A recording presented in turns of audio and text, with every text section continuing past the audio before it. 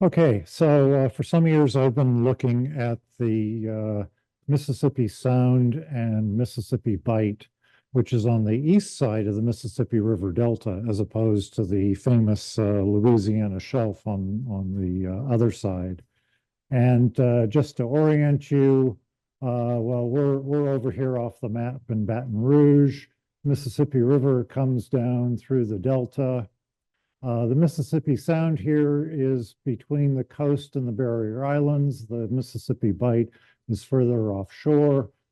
And what's interesting is that this system, based on both natural and anthropogenic changes, most of the time it's influenced by outflow from Mobile Bay, but it can also be influenced by outflow from the Mississippi River if the winds shift and bring water up, or if the Bonnie Carey Spillway is opened, as it is every few years, to release pressure of floodwaters on the levees in New Orleans. That Mississippi River water goes into Lake Pontchartrain, flows out, and some of it goes into the Mississippi Sound, which then changes the biogeochemistry because the Mississippi River's got a lot more nutrients than the local rivers. So one of the first things that we wanted to do was to see if we could separate the various influences. And here's just a simple diagram of salinity versus delta O18 of the water.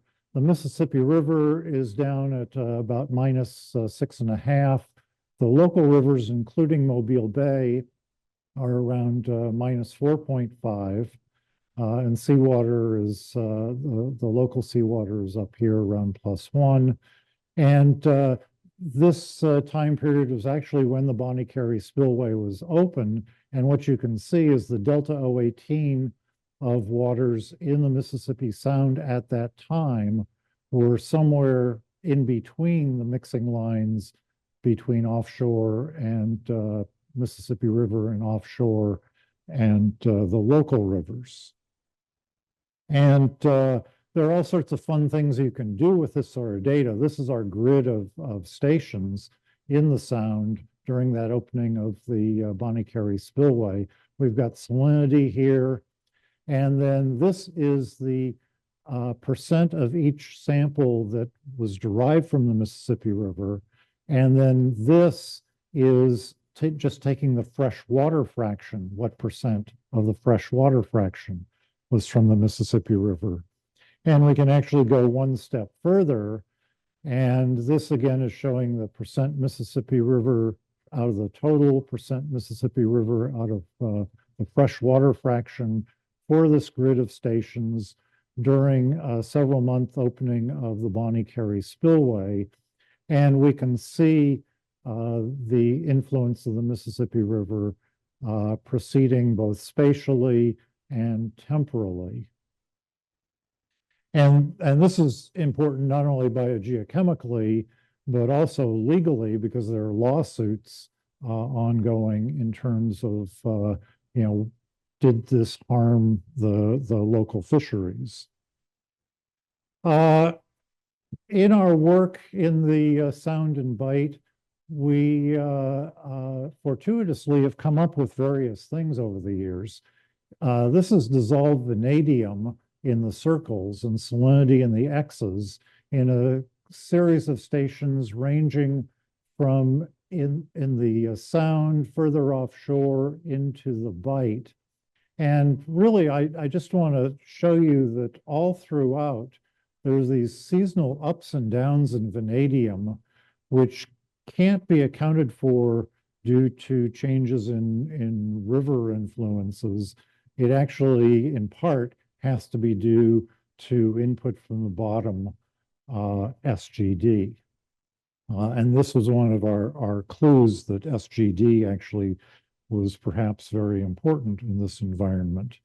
And working with Billy Moore and others, we have now in stations mainly in the Bight, bottom water radium quartet, barium, and silica, plotted versus dissolved oxygen, showing that these various radium and other indicators of SGD, when they increase, the bottom water oxygen diminishes, suggesting a relationship between reduced components in the SGD and hypoxia.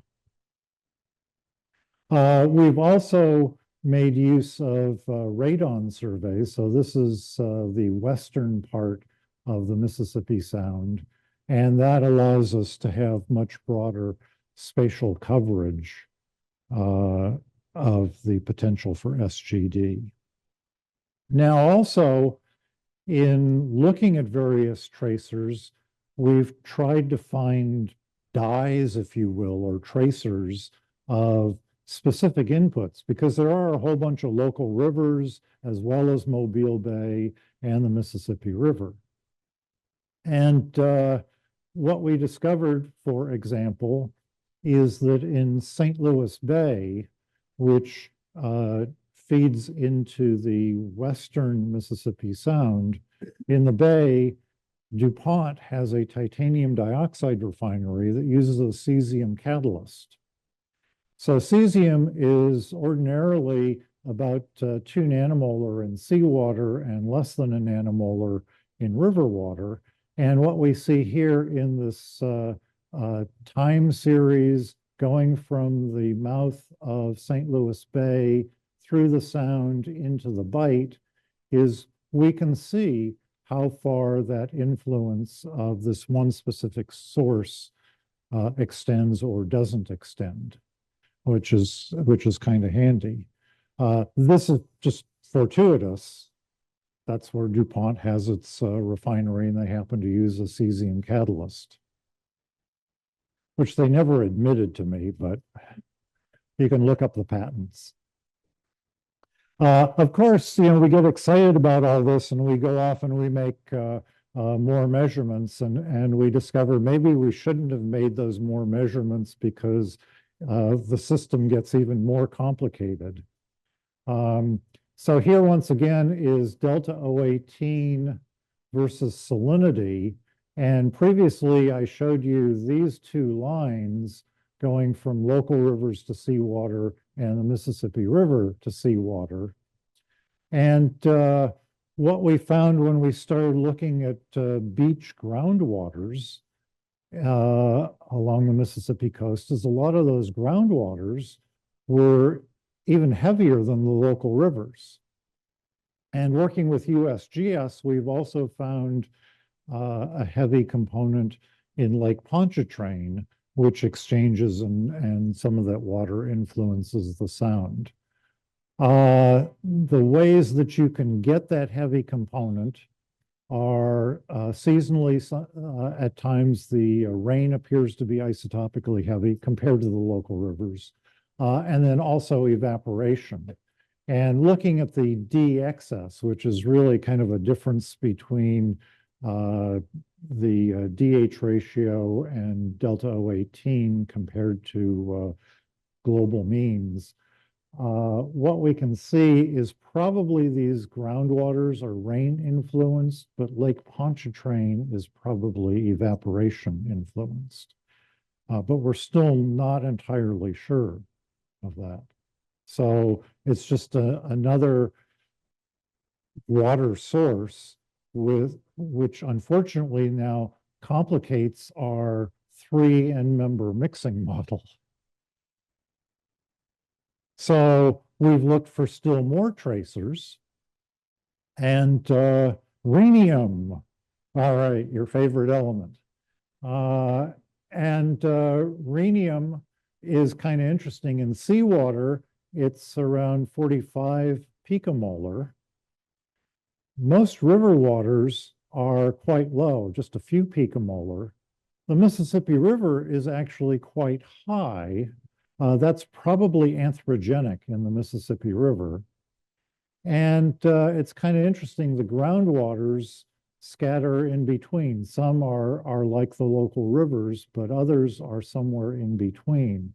And is that because we've got groundwaters that are fed by two different river systems, or there's some other aquifer that we don't know about, or something going on in the aquifer. We don't know. Okay. And that's all I have.